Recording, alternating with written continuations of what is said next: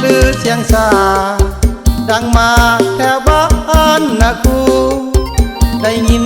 แล้วหีบไปดูสาวนะครูสวยจริง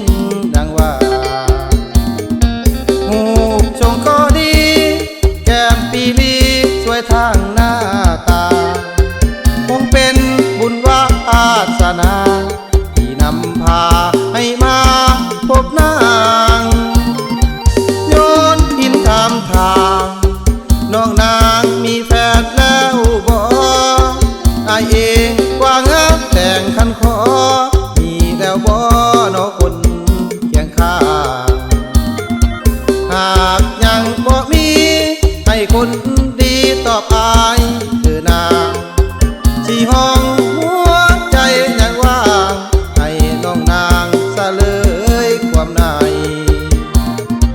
3 ค่ำเดือน 3มีงานไขประตูเราคุณครูหุ่นควันเขาเป็นหีดของเป่าผู้ไทยพากันเที่ยวชมคุมสาบยังเพิดเพลินใจ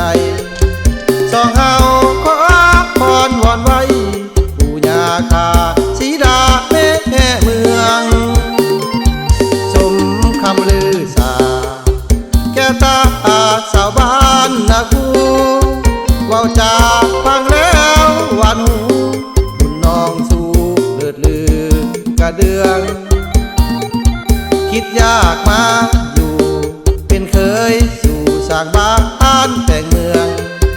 สุขสันต์วันคืนหุ่งเฮืองขอให้เครื่องเด้อสาวนาคู